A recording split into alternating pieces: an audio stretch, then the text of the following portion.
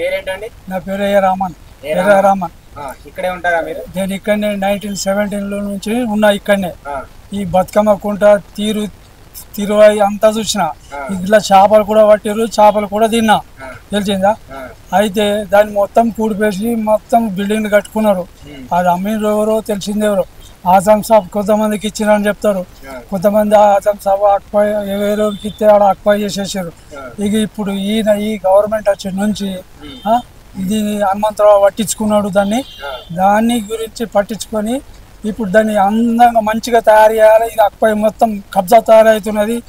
ఇక చెంచోళ్ళు మొత్తం అలా ఇది చేస్తున్నారు, కబ్జా చేస్తున్నారు. ఈయనే ఇక్కడికి వెళ్ళి ఆడదాకా బతుకమ్మ లైన్ ఉంటుండే ఎంతో మంది.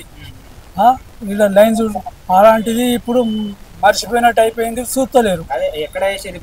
బతుకమ్మ అందులోనే ఎత్తుండ్రి. నీళ్ళు ఉండే నీళ్ళు ఉండే అంతా కూడిపోంగ అంత ఇల్లు కట్టుకోగా కొద్దిగా నీళ్ళు ఉండే అందులో ఎత్తుండ్రి.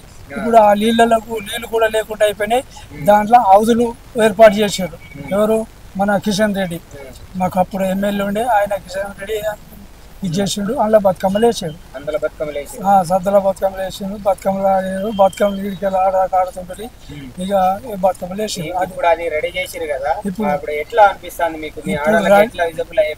ఇప్పుడు రెడీ అంతా కంప్లీట్ గా మంచిగా అయిందట, అందరు చెప్తున్నారు. నేను ఇంతవరకు పోలేదు, పోయి చూస్తా. రేపు ఇక 20వ తారీఖు నాడు ముఖ్యమంత్రి వస్తున్నాడట, చూస్తా. ఆయనతో పాటు నేను లోపలికి కూడా వస్తాను, చూస్తాను.